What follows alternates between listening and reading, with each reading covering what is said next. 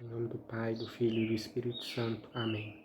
Inspirai, ó Senhor Deus, as nossas ações, ajudai-nos a realizá-las, para que em vós comece, para vós termine tudo aquilo que fizermos. Por Cristo, Senhor nosso. Amém. Santa Maria, Mãe de Deus, rogai por nós. São Jerônimo, rogai por nós. Em nome do Pai, do Filho e do Espírito Santo. Amém. Bom, o livro que abre as nossas Bíblias, a Sagrada Escritura, é o livro do Gênesis. A palavra Gênesis significa origem, nascimento. O nome hebraico do livro, Bereshit, significa também origem ou cabeça, remonta ao princípio. O livro do Gênesis emprega várias figuras, imagens, que têm sim características míticas, mas que não são completamente, digamos, mitológicas, ok? Mas é um livro que faz sim uso de conceitos que vêm das mitologias antigas, né? Então há várias inspirações, vamos dizer assim, para o livro do Gênesis, né? A epopeia de Gilgamesh, a epopeia de Atrahasis, a lista de reis da Suméria, vários contos e cânticos épicos antigos do Oriente Próximo. Quem escreveu o livro do Gênesis? Bom, tradicionalmente considera-se o autor dos 5 primeiros livros das Sagradas Escrituras, o Pentateuco, ou Torá, como Moisés. Hoje, nos dias de hoje, os autores modernos rejeitam a autoria mosaica, em total ou maior parte, né? A hipótese mais aceita hoje, chamada hipótese documentária, sustenta que o livro do Gênesis é resultado de uma compilação de fontes, a fonte javista, a fonte eloísta e a fonte sacerdotal. Essas fontes elas foram compiladas, foram escritas ao longo de bastante tempo por vários autores, e o livro provavelmente só atingiu a forma que nós conhecemos hoje após o exílio babilônico. Então é um livro que se deu de um processo assim de muitos séculos. Alguns, porém, ainda não abandonam totalmente a hipótese da autoria mosaica, pelo menos em parte. E nós vamos discutir ela mais adiante também, conforme formos avançando. No princípio, Deus criou o céu e a terra. A terra era sem forma e vazia, e sobre o abismo havia trevas. O Espírito de Deus pairava sobre as águas. Deus disse: haja luz, e houve luz. E Deus viu que a luz era boa. Deus separou a luz das trevas. A luz Deus chamou dia, e as trevas noite. Houve tarde e manhã, o primeiro dia. O livro começa então com uma declaração que já o distingue bastante dos mitos antigos. No princípio, Deus criou o céu e a terra. Bem, a maioria das histórias da criação dos tempos antigos trazia um panteão com vários deuses, várias divindades, e essas divindades entravam em vários tipos de conflitos, e a partir desses conflitos iam surgindo os aspectos do universo, certo?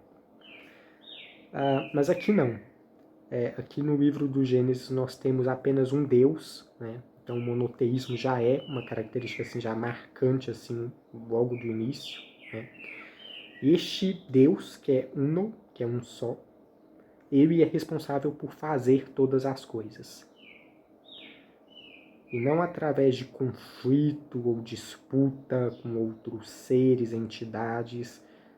Este Deus sozinho ele é responsável por ordenar todas as coisas, conforme a sua vontade, o seu desígnio. Então Deus diz, que haja luz e a luz surge, a luz se faz. Apenas pela palavra. A palavra de Deus é edificante, é construtora, é geradora de vida. Pela sua palavra, Deus cria, pela sua palavra, Deus transforma o universo. E vai transformando, vai o edificando, vai o dando forma e vida. Pela sua palavra também ele nomeia e abençoa todas as coisas. Então já é uma diferença bem significativa das demais histórias da criação, dos mitos antigos, as lendas. Deus disse: haja um firmamento entre as águas, separando-as umas das outras. E Deus fez o firmamento, separou as águas debaixo do firmamento das águas acima do firmamento. E assim foi. Ao firmamento Deus chamou o céu. Houve tarde e manhã, o segundo dia. Se no primeiro dia Deus separou a luz das trevas, agora no segundo dia Deus vai separar as águas, né? Primeiro ele ajunta todas as águas e faz o mar, né?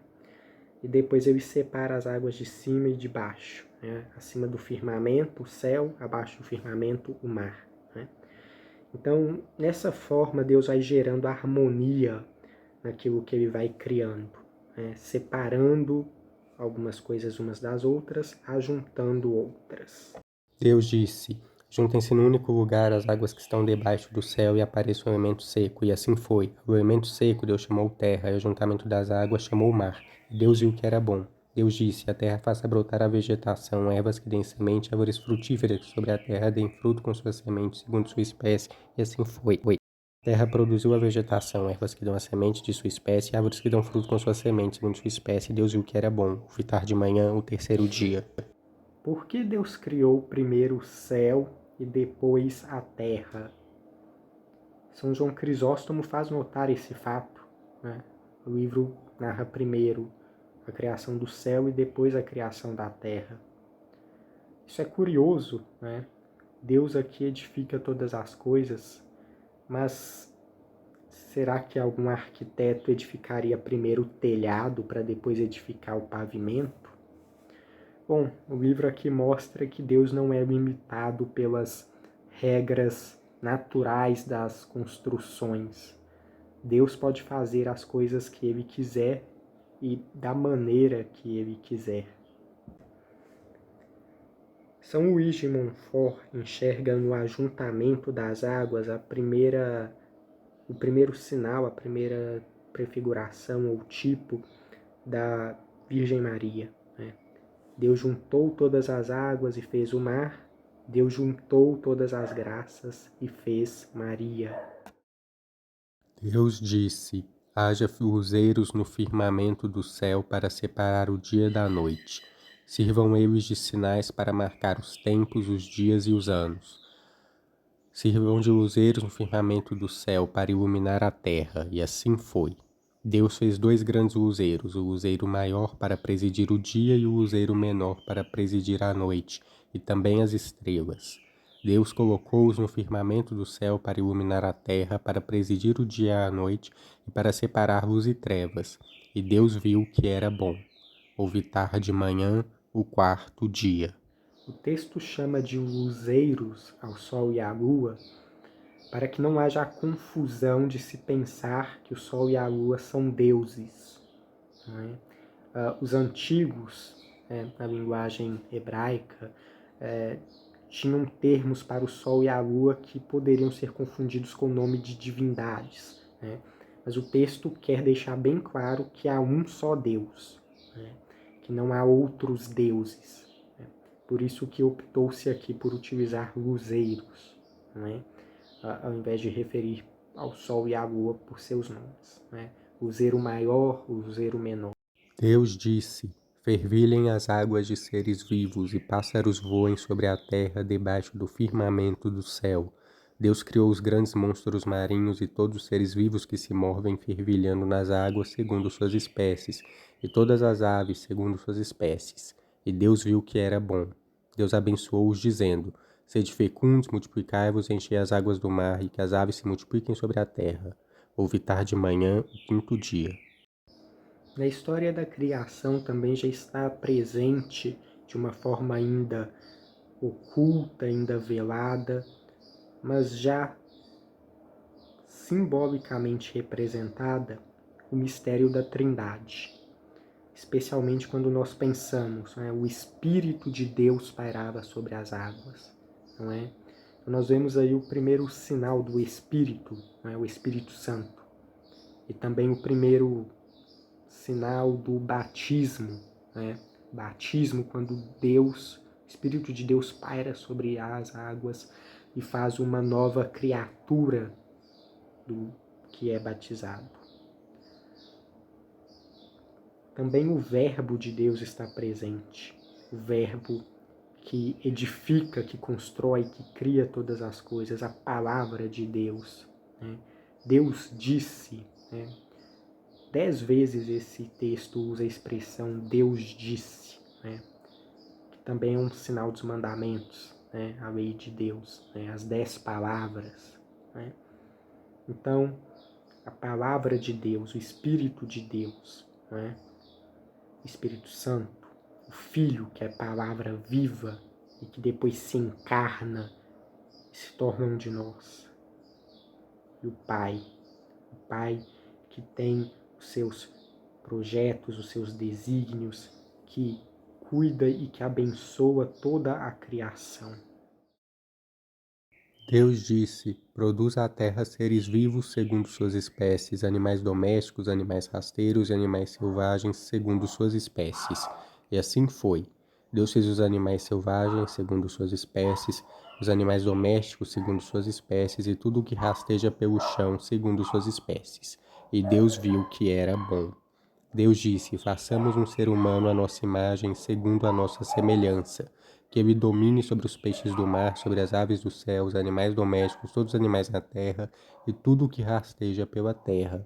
E Deus criou o ser humano à sua imagem. A imagem de Deus o criou, homem e mulher os criou. E em nenhum lugar está mais claro, vamos dizer, o sinal da Trindade do que na criação do homem.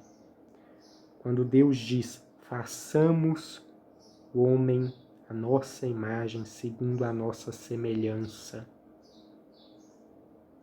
Veja, quando Deus diz, quando Deus faz homem e mulher, isso não é, como talvez possa se pensar, uma indicação de que Deus seria homem e mulher, né?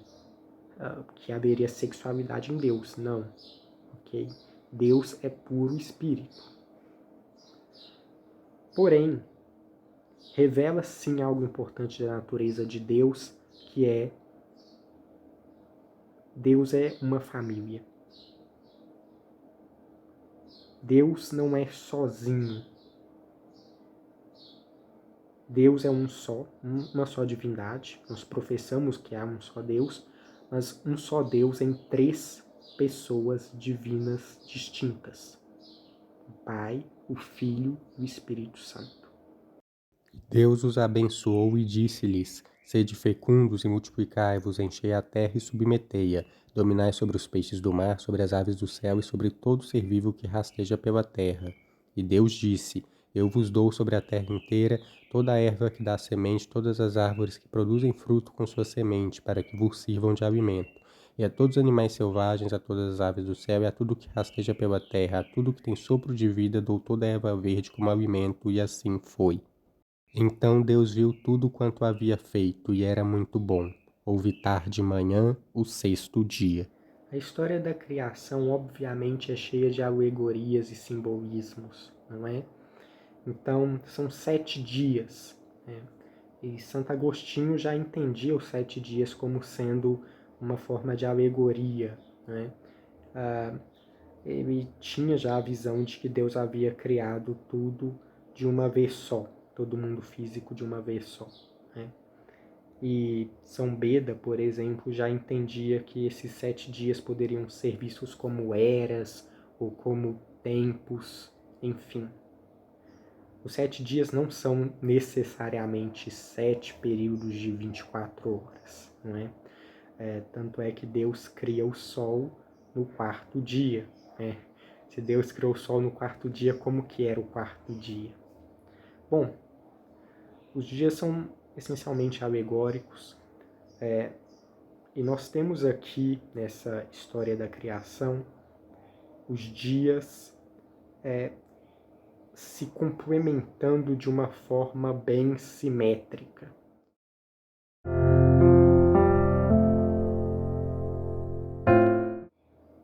Quando Deus começou a criar o céu e a terra, nos foi dito que a terra era sem forma e vazia, né? Havia trevas sobre o abismo, o Espírito de Deus pairava sobre as águas. Muito bem. E Deus vai num processo de criação, de construção de ordem, gerar a ordem, gerar a harmonia das coisas, separando algumas coisas umas das outras e unindo outras.